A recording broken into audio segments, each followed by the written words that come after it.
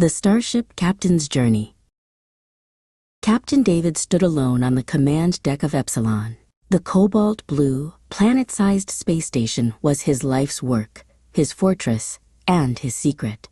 Before him, a vast holographic map glowed in the dim light, showing a swarm of red icons, a plague of locusts moving through the void. They were heading for Earth. He felt the familiar weight of a decision that could save billions or damn them all. With a deep breath, he opened a secure channel.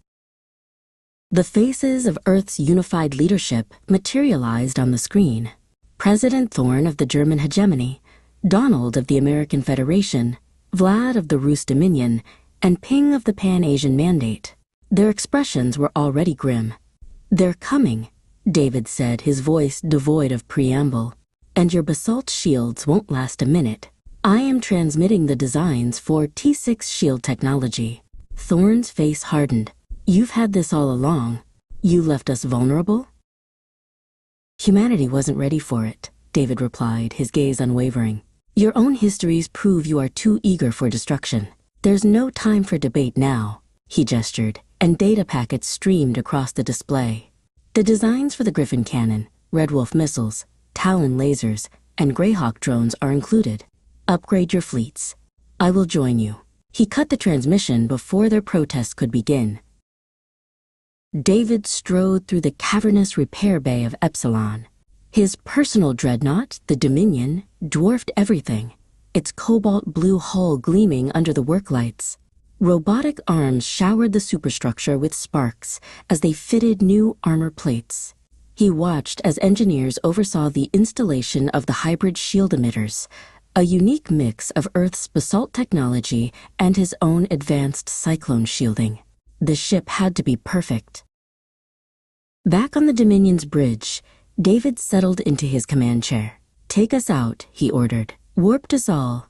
Maximum velocity." The universe outside the main viewport twisted, stars elongating into brilliant streaks of light as the ship tore a hole through spacetime. He arrived at Earth, to a breathtaking and terrifying sight. Thousands of colossal silver dreadnoughts, the combined fleets of Earth, hung in high orbit. Their newly installed T6 basalt shields shimmered with a faint, powerful energy. Before David could hail them, alarms blared across his bridge. The enemy had arrived. Space ripped open in a violent tear, and from it poured millions of massive, spiky black ships, a tide of jagged metal and pure malevolence.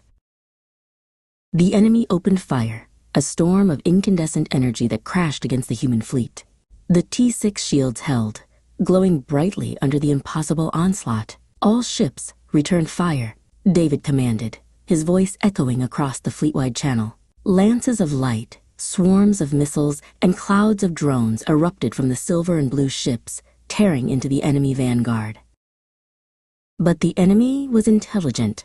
They adapted. Their fire converged on a single point in the human line, the German hegemony dreadnought, Iron Chancellor. Its shields flared, shifting from shimmering blue to angry orange, then red. Alarms shrieked across the fleet channel as the dreadnought's shields shattered like glass. Without its shield, the Iron Chancellor was helpless. A dozen enemy beams sliced through its hull, detonating its core in a brilliant, silent explosion. The first capital ship was lost. A wave of shock rippled through the human fleet. Their new technology wasn't enough. From the bellies of the spiky dreadnoughts, something new emerged. Millions of smaller, faster fighter craft that swarmed towards the human fleet like angry hornets. "They're trying to get past the capital shields," Kaito reported. "Launch the Greyhawks," David ordered. "Squadron leaders, engage at will." The space between the giants became a lethal ballet of light and motion. Greyhawk drones, piloted by Earth's best, met the enemy swarm head-on. Squadron leader Anya, callsign Red Wolf 1, banked her fighter hard, Talon lasers spitting fire that vaporized 3 enemy craft in a single pass. "There are too many of them," one of her wingmen cried out before his signal vanished in a burst of static. Anya ignored the knot of fear in her stomach.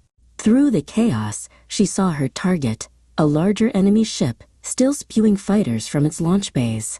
"All Red Wolves, form on me," she commanded. "We're taking out that carrier." It was a suicidal run. Her squadron flew through a storm of defensive fire, weaving through the carrier's superstructure. They fired their Red Wolf missiles deep into the main launch bay. The chain reaction was catastrophic, blowing the carrier apart from the inside out. A hole had been punched in the enemy's fighter screen.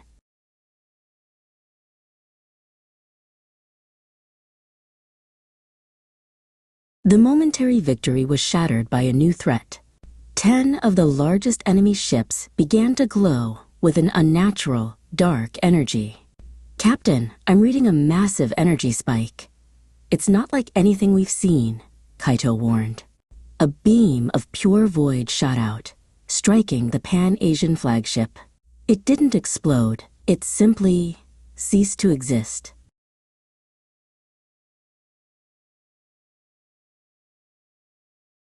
Fear, cold and sharp, cut through the fleet's comms.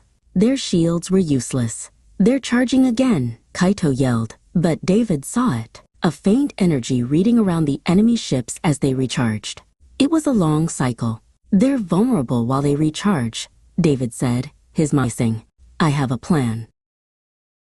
He opened a channel to President Thorne. "I need you to draw their fire. Your fleet is the largest. Charge them. Make them fire at you." Thorne's face was pale. "You're asking me to sacrifice my ships." "I'm asking you to save humanity," David countered. A long, terrible silence stretched between them. Finally, Thorne nodded, his expression carved from stone. "For Earth," he whispered, and cut the channel. On the main view screen, David watched as the German hegemony's silver dreadnoughts surged forward, a wave of valiant fools charging directly at the enemy's superweapons. The dark energy beams lashed out again. The void drenched ship after ship, a silent, horrifying tribute. A third of Thorne's fleet was gone in an instant. But it worked. The 10 superweapon ships had fired. Their recharge cycle had begun. Now, David roared, "All power to engines!" The Dominion dove through the gap Thorne had created. Ignoring the swarms of smaller ships, David targeted the giants. "Fire everything," he commanded. Griffin cannons, Red Wolf missiles, and Talon lasers slammed into the enemy dreadnoughts, whose primary weapons were uselessly recharging. Metal screamed and hulls ruptured.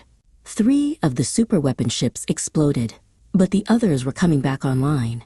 The largest enemy vessel, a behemoth twice the size of the others, turned its full attention on the Dominion. A wave of conventional fire slammed into David's ship, and his own hybrid shields buckled. "Shields are gone. Hull breach on decks 5 and 7, Kaito shouted over the alarms. They were dead in the water. David's jaw was set like granite. "Divert all remaining power to the gravitational lance," he said, his voice dangerously calm. "Sir, a full charge at this range. The feedback could tear us apart," the weapons officer protested. David never took his eyes off the enemy command ship filling his viewport. Fire! A beam of pure blackness shot from the Dominion, a whisper that devoured light and sound. A singularity blossomed in the heart of the enemy command ship, the silent scream of a black hole pulled in the behemoth, and thousands of the spiky ships around it, tearing them apart atom by atom. A wave of gravitational distortion washed back over the Dominion, and the ship groaned as if in agony. The black hole collapsed, vanishing as quickly as it appeared. Silence fell on the bridge, broken only by the hiss of broken conduits and the faint hum of emergency power. Outside, the battle was over. The enemy fleet, leaderless and broken, turned and fled. Only 200 ships remained. They ran for the dark edges of the system, towards Pluto.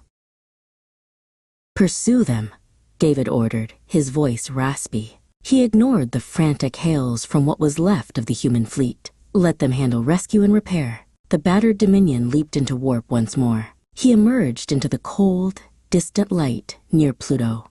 The fleeing enemy ships were there, but his sensors locked onto something else. A sight that chilled him to the bone. A rogue planet, massive and glowing an angry red, was slowly tumbling through the system. It was Nibiru, and its trajectory was a straight line to Earth. The war was far from over.